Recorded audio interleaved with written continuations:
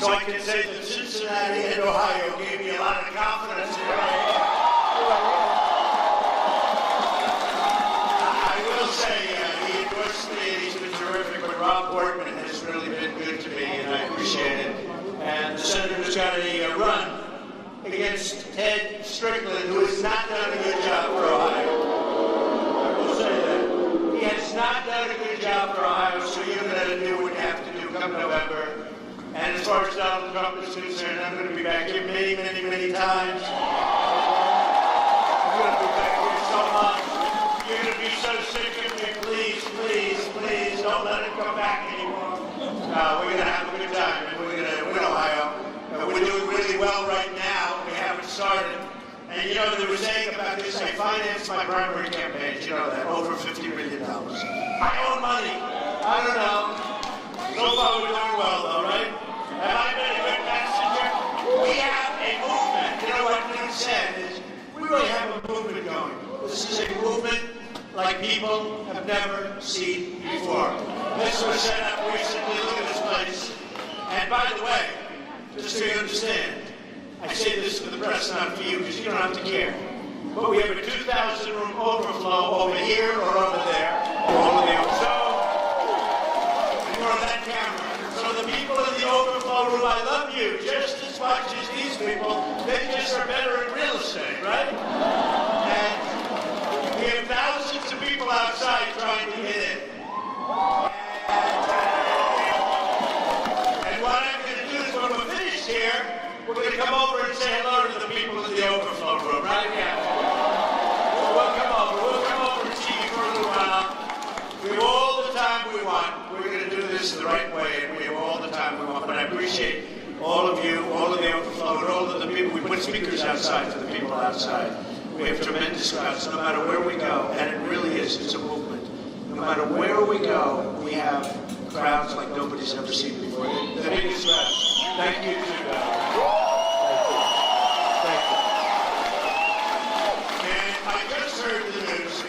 Happened, as you know, with the Attorney General of the United States saying, no problem. No problem. No problem. You know, I wrote out a couple of things about Hillary, crooked, so she made so many false statements. Is she going to be brought before Congress or something? Is something going to happen? Is something going to happen? Because it's a disgrace. Hillary Clinton claimed that the reason for her illegal use of a private, insecure email, right? She claimed this was that it was more convenient to use just one device. Oh. The fact is, the FBI director said Hillary used several different servers, even though she said it was one, and numerous mobile devices to send and read emails. In other words, Hillary's secret email server existed for the reason we all know, to keep her emails from ever being read by the public, had nothing to do with just wanting to use one device. Okay? We understand that. But that's not what she said. She said something very different under oath. She said something very different to everybody. Now, let's count the 33,000 emails that were wiped out. 33,000! How can you use 33,000 emails? And it was wiped out.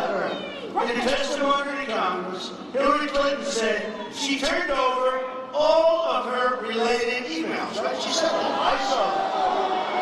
The FBI director said Hillary failed to turn over several thousand work-related emails, including emails that were classified.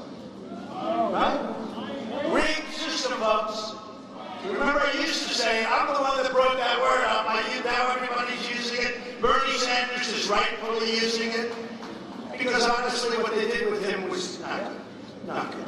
Now we have false statement number 3. And there are many. I just don't want to bore you with too many of these because, you know, one of those things. In her testimony to Congress, Hillary Clinton said there was nothing more classified on my emails, either sent or received. Right? She said that. I heard it. You heard it. You all heard it.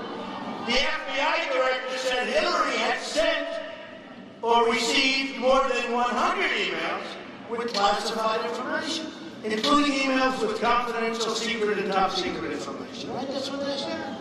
But she didn't say that. Gazio's. Hillary said fact number 4. These are all lies. We say lie, lie, lie, lie. Lie. Dirty, rotten liar. Hillary said a private server. And you know, I'll tell you something, folks. I'll tell you something. You know what it's going to be censoring? In November, you're going to get out of the vote. Because when you look at terrorism, when you look at her decisions, when you look at the fact that she has got such bad decision-making ability, when you look at what's gone on during Obama's years, look at what's going on with radical Islamic terrorism. We have a president and her, except that I sort of shamed her into it. Okay? Just like I shamed her into not approving TPP, but if she ever wants, she'd approve that so fast, and that will do to you worse than what NAFTA did to you, okay? But she has got bad judgment. And you know who said that? Bernie Sanders. That Hillary Clinton has bad judgment. And number one, it's illegal, what she did here. But it's also bad judgment. What'd she do it for? She knows why. Most of the people here know why. False statement number 4. Hillary said her private server was secure, with numerous safeguards. They had no security breaches. No security breaches. Now they're saying everybody. Does anybody have her information? You know what's interesting? I've always heard that once an email gets sent, it's always out. You can really never wipe it out. I don't think anybody's looked too hard. Because when you wipe out 30,000 emails, I hear 33,000 actually, I hear 2 numbers, 30 and 33, 50 choice. What difference? When you wipe out 30,000 emails, 30,000. Now I've always heard that if you are litigation and everything else, there's no way of really expunging those emails. You can't get rid of them. They're always with you if you have the right people looking. There are probably a couple of super geniuses in this room that probably would know exactly how to find those 30,000 emails. I don't think they look too hard. Does that make sense to anybody? I've always heard you can find. You just can't get rid of them. Okay. The FBI director said it is possible that hostile actors gained access to Hillary's personal email account, and said she used a secure, and think of this, she used her insecure email account and the email while traveling abroad in territory of sophisticated, and these are highly sophisticated adversaries, right? The FBI director also said hackers successfully breached the email accounts of Hillary's friends. Okay? They breached it. They're friends. Some friends. Our enemies likely have a blackmail file on her, which actually should disqualify her for even running for office.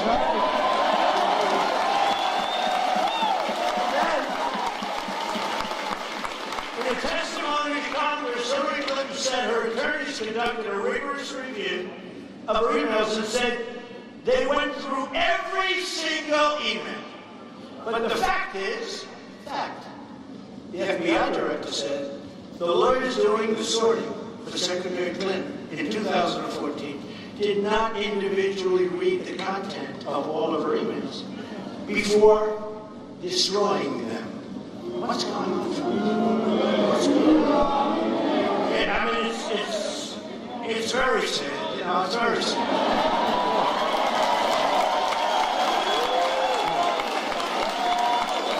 It's more, you know, we have a crooked system, we have a rigged system, we have a dishonest press. Let me tell you, I was in North Carolina last night. I have to say, because I just love doing it. Thank you. I love you too. It's a guy, but I love him. I love him. I love everybody. I don't care. I don't. We have a rigged system. We have a crooked system. We have a crooked system. But I was talking about the press, okay? I love talking about how dishonest they are. You're a Republican, you're a conservative. And I've heard it for years, but I had no idea.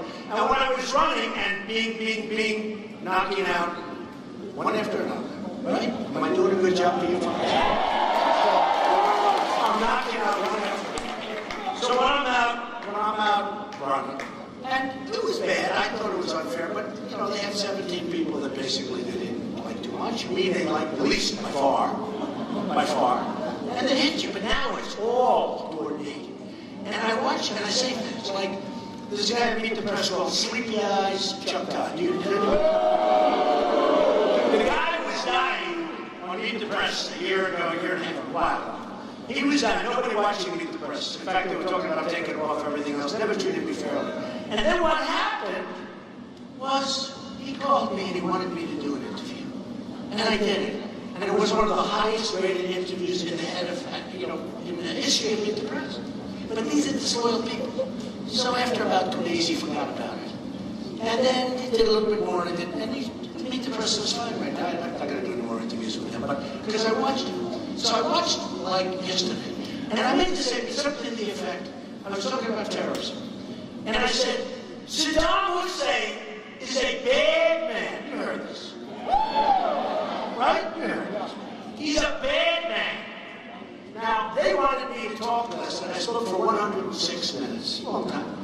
Long time without notes, without papers, without anything, standing up in front of 4 or 5 networks that are going. So I said last night, I'm not reading, and no teleprompters. I do like teleprompters, actually. It's a lot easier. Teleprompters. Let somebody come up and do what I do, right? Yeah. Of course, I have about 12 people instead of 7,000 people. But I said, very simple, I said, Saddam Hussein is a bad man, bad guy. And I said it 3 or 4 times. Really bad. Because I know what they're going to do. And he said, but one thing he's good at. They said this last night. Now, they wanted me to talk about Hillary for 160, like for hours. I said, I 15 minutes, I have a long time talking about it. I read all things, I wrote the whole thing. I mean, she's going to get Hillary. That's all you have to know. She's going to get this Hillary.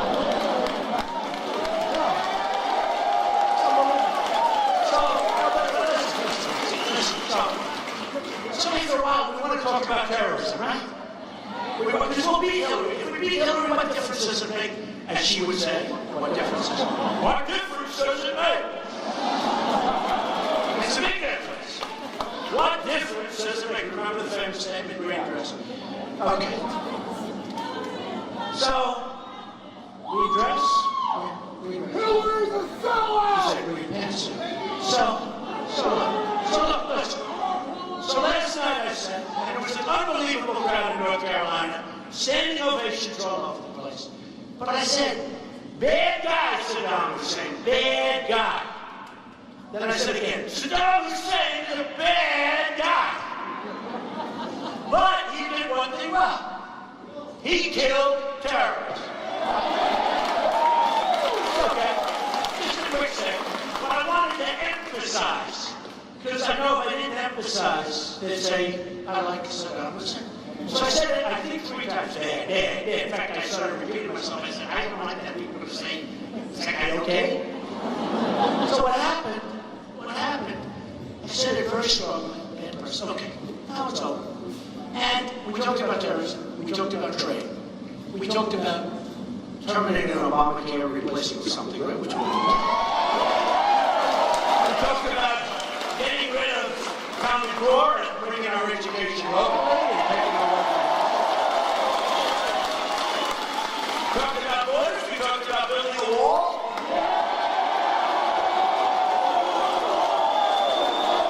We talked about our depleted military, right? We talked about our very depleted military. Build the wall. So, don't worry, we're going to build the wall, don't worry about it.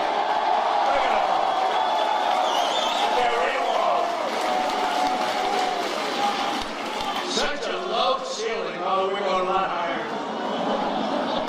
And every time they fight us on that wall, it gets 10 feet higher, folks. No, we're going to stop. We're going to stop the drugs from coming in. Just in case you didn't know. So, the Border Patrol agents, 16,500 Border Patrol agents endorsed Donald Trump. They know what's going on. And their job is much easier now than when they were with me. Because when they were with me, they're going to be working hard. Right now, they just stand there and say, we're going through. Hello.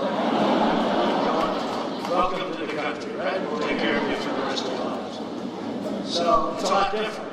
And also Sheriff Joe. We love Sheriff Joe. Sheriff Joe endorsed. So we have a situation, right, where we go on, and we continue to go on, and we continue to make speeches, and we continue to waste time because the politicians aren't listening, right? They're not listening. But I made a speech, and this speech last night was good. And what happened? I wake up in the morning, and you had to see this crowd. This crowd was unbelievable, the energy. But all the crowds are in there. I wake up, I turn on the television. Donald Trump loves Saddam Hussein.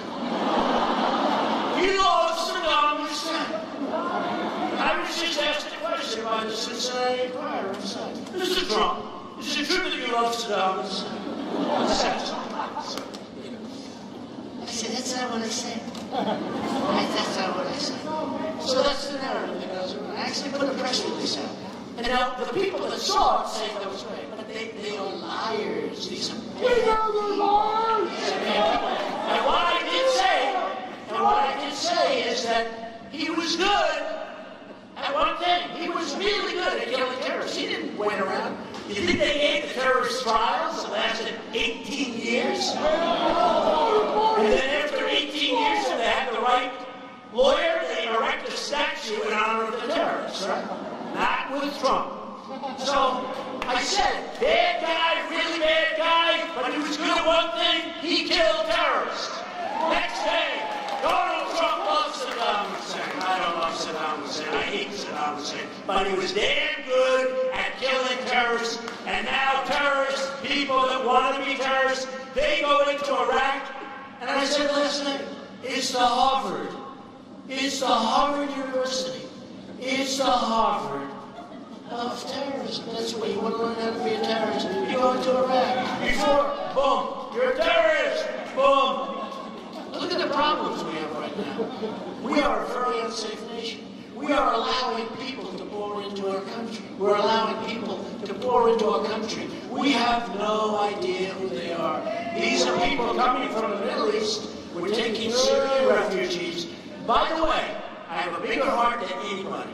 And we'll work with them, and I'll get other people to put up the money, because we owe $19 trillion. And now with the kind of budgets that get passed in this country, we're going up to $21 trillion. We don't have the money, but I'll get the Gulf states to put up the money, and we'll supervise it. And we will build wonderful as it can be in Syria, safe havens. We'll build safe zones, and we'll keep them there. We don't want them here. We don't want them here.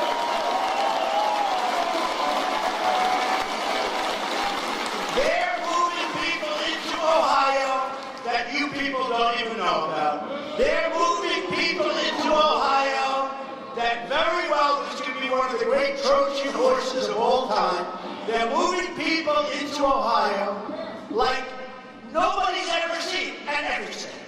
And you don't know, and your government officials don't know, and nobody knows what the hell is happening to our country. And we have a president that won't issue the words radical Islamic terrorism. That is a real problem.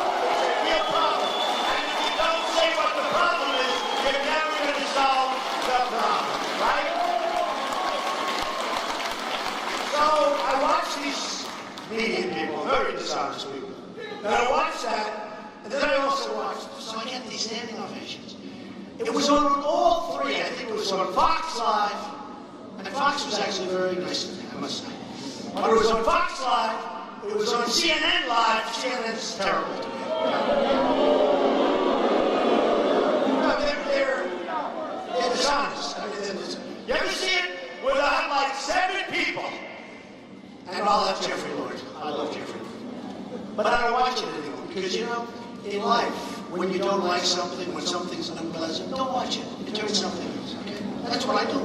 People don't believe it. I don't watch it anymore. When people treat you unfairly, just turn your back and go someplace else. Or knock them on their ass.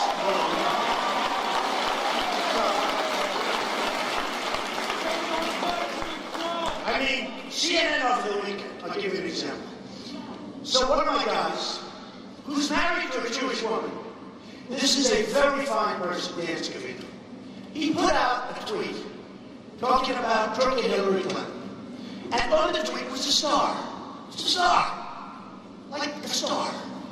And I said, oh, because when I looked at it, I didn't think anything. All of a sudden, it turned out to be in the minds of the press only, because it could have been a sheriff's star, could have been a radio star. My boy comes home from school, Barry. He draws stars all over the place. I never said, well, that's the Star of David, Barry. No. So, it's a star. Have you all seen this? It's a star. And actually, it's like a sheriff's star, but I don't know. And behind it, they had money. Oh, but there's money behind it. So actually, they're racially profiling. They're profiling. Now, that's because why are they bringing this up? Why do they bring it up? Because, so anyway. So Dan is a wonderful guy, a really good guy. I didn't get angry at him. I said, Dan, it's a star. Don't worry about it. So CNN, from morning till night, bigger than the FBI, with Clinton as crooked as you know what. Bigger than the FBI, all weekend long. CNN, dishonest as hell. CNN, morning to night. I have tweets where they're saying, CNN won't talk about anything but the star. They say, it's the Star of David. All right? I have a son-in-law who's Jewish. Jared is a great guy.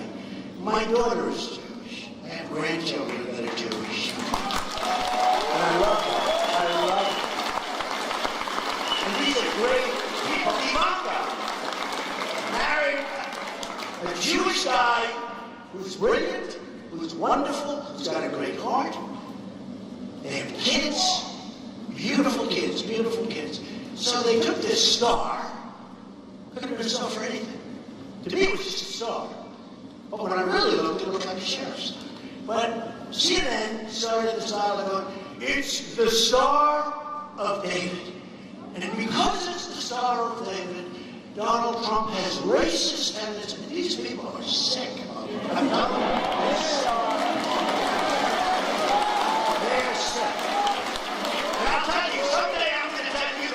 Story of CNN, but I'm not going to tell it yet. But they say, I don't watch it. Don't watch it. You know what? Don't watch it anymore.